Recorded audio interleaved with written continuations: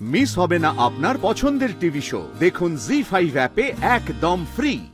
সব emotional blackmail আমাকেই করবে, আর একজনের উপর কোনো নিষেধাজ্ঞা নেই। তো কি হয়েছে? মেডিকেল ক্যাম্পের কথা বলতে এরকম গম্ভীর হয়ে গেলি কেন? যাওয়া নিয়ে কোনো প্রবলেম হয়েছে? না, কোনো প্রবলেম নেই। আচ্ছা স্যার, এই টপিকটা চেঞ্জ করি। আমি যে কটা দিন থাকবো না, সার্থক সকালবেলা এসে তোর চেক আপ করে যাবে, আমি ওকে বলে দেবো, ঠিক আছে? হ্যাঁ, ভালো প্রস্তাব তো। আরে অত দরকার নেই। উফ বাবা, এমনিতেই কত ব্যস্ত বলতো সার্থক, দিনরাত কত কাজ করতে হয়। তুই তো বলিস সারাক্ষণ ক্লাস থাকে, চেক আপ থাকে, ও সারাক্ষণ ব্যস্ত থাকে। তার মধ্যে কি দরকার আবার এসব বলার বলতো? আরে কয়েকটা দিনের ব্যাপার তো, ও তো কয়েকটা দিন থাকছে না, আমি ঠিক ম্যানেজ করে নেবো, কোনো অসুবিধা হবে না আমার। আর যদি কোনো প্রবলেম হয় আমি অনির্বাণকে বলবো ওকে ফোন করতে, হয়েছে? তুই চাপ নিস না। আর প্লিজ এত কাজের মধ্যে ওকে আর ব্যতিব্যস্ত করিস না স্রোত। তোর মনে হয় তোর কথাগুলো আমি শুনবো? দিদি ভাই, তোর রেগুলার চেক আপের দরকার আছে। আমি অনির্বাণদাকে বলেছি তোর সব দায়িত্ব আমার। তোর ডক্টর সুভদ্রা ব্যানার্জি আমার কাছ থেকে আপডেট নেন তিনি, কাজে এটাই আমার কাছে সব থেকে ইম্পর্টেন্ট দায়িত্ব। আর দিদি ভাই, সার্থক এমন কিছু ব্যস্ত না যে আমার এইটুকু হেল্প করতে পারবে না ও, তাই তুই এ নিয়ে কোনো কথা বলবি না। এটা সম্পূর্ণ আমার ডিসিশন আর আমার চিন্তা, কেমন? বাবা, এত রাগ করছিস কেন আমার উপর? অনির্বাণ, প্রেশারটা ওর, তুমি একবার চেক করে নাও, বুঝলে? প্রেশারটা আমার না, ওর বেড়েছে। তাই তো দেখছি। কি ব্যাপার বলো তো রিফ্লেক্সিস? কোনো ব্যাপার না, আমার আউটডোর আছে, আমার দেরি হয়ে যাচ্ছে, আমি বেরোই। তোমার কটায় আউটডোর আছে সেটা আমি খুব ভালো করে জানি। আমাদের দুজনের প্রশ্নের উত্তর যদি না দাও তাহলে তোমার বেরোতে দেরি হবে। একদম ঠিক। যতক্ষণ না আমাদের বলছিস ব্যাপারটা কি, তোর কিন্তু কোথাও যাওয়া হবে না। কি এমন কথা বলো তো, যেটা জানার জন্য তোমরা দুজন মিলে আমাকে এভাবে চেপে ধরে রেখেছো? কি যে চলে তোমাদের মাথার মধ্যে না, আমি বুঝি না। আমার কাছে বস, তারপর বলছি। বস এখানে। ঝগড়া করেছিস? কার সঙ্গে? তোর তো আমি আর সার্থক ছাড়া আর খুব বেশি লোক মনে হয় নেই ঝগড়া করার মতো, নাকি? মানে এখন তো আমার সঙ্গে ঝগড়া করতে পারছিস না, তাহলে সার্থকের উপর দিয়ে সব ঝড়টা বইছে বল। আমি আমি তোর সঙ্গে ঝগড়া করি? উফ বাবা, ঠিক আছে, করিস না আমার সঙ্গে ঝগড়া। সার্থকের সঙ্গে করেছিস, তাই তো? কি নিয়ে এবার বলতো? তুই না দিদি ভাই, ওইসব কিছু হয়নি। না মানে আমি বলছি কি যে ব্যাপারটা যদি খুব বেশি রকমের গোপনীয় পার্সোনাল যদি হয়ে থাকে, সেরকম হয়ে থাকলে বলার দরকার নেই। বাট অ্যাকচুয়ালি কি ওরকমই কিছু? সার্থক আমাকে মেডিকেল ক্যাম্পে যেতে দিতে চাইছে। সার্থক? সার্থক বারণ করছে কেন? এরকম কিছুতে আপত্তি করার মতো ছেলে তো ও নয়। সেটাই তো, কেমন বদলে যাচ্ছে লোকটা। এইবার আমাদের ক্যাম্পটা একটুখানি ইন্টেরিয়রের দিকে, পিয়াল বনির ভেতর দিকে, সেখানে যাওয়াতেই তো আর আপত্তি। কেন? ওই এরিয়াটা একটু ডিস্টার্ব বলে? না, আমি খবরে শুনছিলাম মাঝে মাঝে ওই এরিয়াটাতে একটু নিরাপত্তার ব্যাঘাত ঘটে। হ্যাঁ, ওর তো মনে হচ্ছে ওর বউকে ধরার জন্য সবাই বসে রয়েছে, কারোর কোনো কাজ নেই, বছরের পর বছর অপেক্ষা করে রয়েছে কখন স্রোতস্বিনী সেনগুপ্ত ওখানে যাবে আর ওকে খপ করে ধরবে। মানে অকারণে নিজেও ভয় পাচ্ছে, আমাকেও ভয় দেখাচ্ছে। আমার না ভালো লাগছে না, এবার সব সময় একটা না একটা ঝামেলা। ইচ্ছে করছে বেবাগী হয়ে ঘর ছেড়ে চলে যাই। তুই ভাই, তুই হাসছিস? তুই কি জানিস সকালেই একচোট ঝামেলা হয়েছে এই নিয়ে সার্থকের সাথে?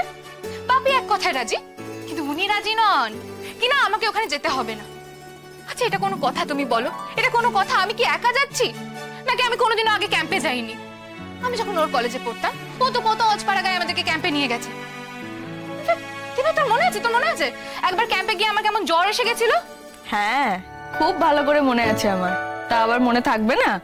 তারপর সারা রাত সার্থক সেবা করেছিল তোর। রাত্রেই সব বলেছে আমাকে। অনির্বাণ, আমার কি মনে হয় জানো তো, এই কারণেই সার্থক ওকে এখনো যেতে দিতে চাইছে না। যদি আবার শরীর টরীর খারাপ করে, তখন তার ওখানে ডাক্তারবাবু থাকবেন না ওর চিকিৎসা করার জন্য। আমি তো ডাক্তার হয়ে গেছি, আমি কি নিজেকে নিজে করতে পারবো না? তুই আর অনির্বাণ কখনো কি আমাকে সাপোর্ট করবি না? আমার দিকটা একবারও বুঝবি না? আমি কিছু বলছি তার মানে সেটা ভুল, আর সার্থক যেটা বলবে তার পেছনে নিশ্চয়ই কোনো কারণ আছে।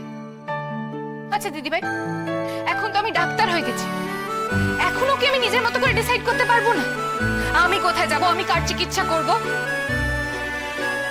বাবার কত স্বপ্ন ছিল, আমি গরিব মানুষদের সেবা করব, তাদের পাশে দাঁড়াবো, ও আমাকে সেই স্বপ্নটাও পূরণ করতে দেবে না। আস্তে আস্তে স্রোত, অতটা রেগে যেও না প্লিজ।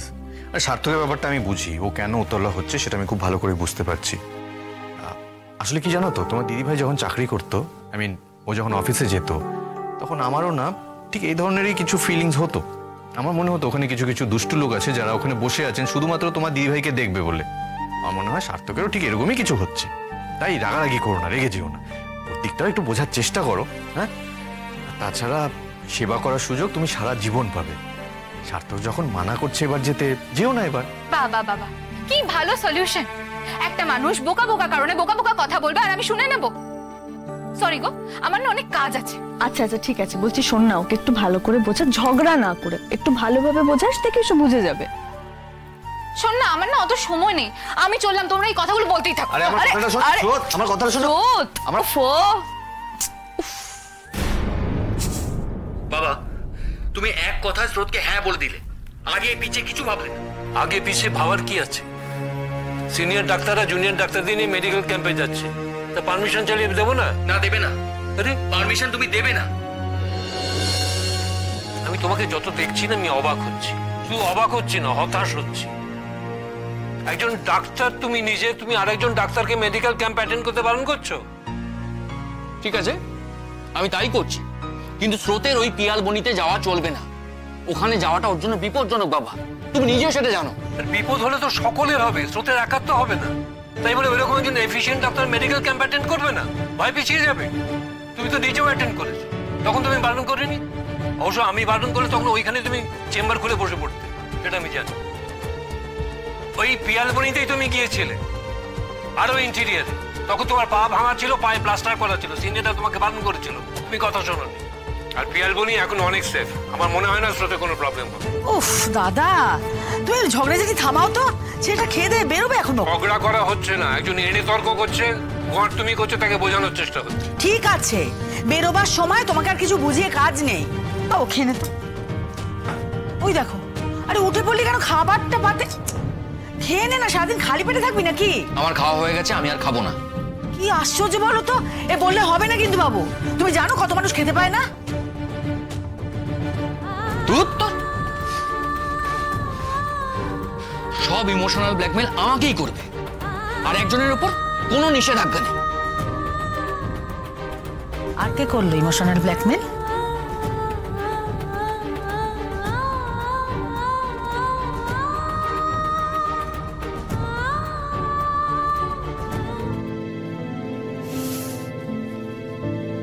খুব দুষ্টুমি করছো তুমি, খুব দুষ্টু হয়েছো তাই না?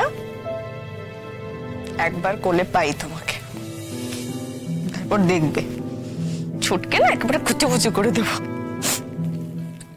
জি5 ডাউনলোড করুন আর সব এপিসোড দেখুন একদম ফ্রি।